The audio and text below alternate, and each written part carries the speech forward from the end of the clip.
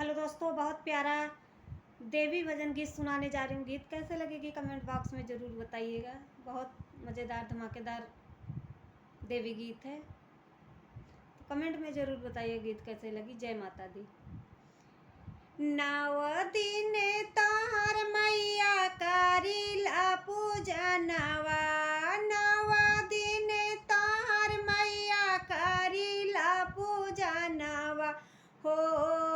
आचारा पासारी नव दिन तोहर मैया करिला पूजनवा हो। आचारा पासारी नाही चाही मैया माथे की बिंदिया, नहीं चाही मैया माथे की बिंदिया, नाही होगा हनवा। अरे रखी है सलामत हमारी मैया, मांगी के रे सिंदूरवा।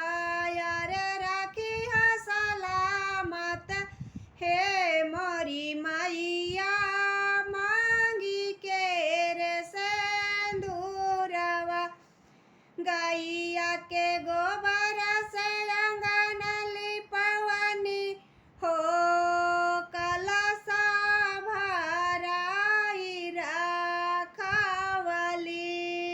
नहीं सा नहीं चाही माई झूठ के महफिल, नहीं सारा जहानवा। अरे नहीं चाही मैया झूठ के महफिल, नहीं सारा जहानवा। अरे रखी है सलामत है मोरी मैया, मांगी के रे सिंदूरवा। अरे रखी है सलामत है मोरी मैया, मांगी के रे सिंदूरवा। करिला पूजनवा धोइला चरनिया, रात दिनवा। अरे करिला पूजनवा धोइला चरनिया, मैया रात दिनवा। नहीं चाही मैया महला अटारी, नहीं हो मारुतिया।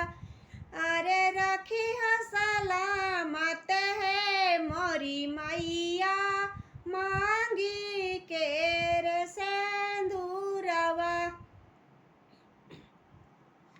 अरे रखी है सलामत है मोरी मैया, मांगी के रे सिंदूरवा। गीत कैसी लगी दोस्तों कमेंट में ज़रूर बताइएगा।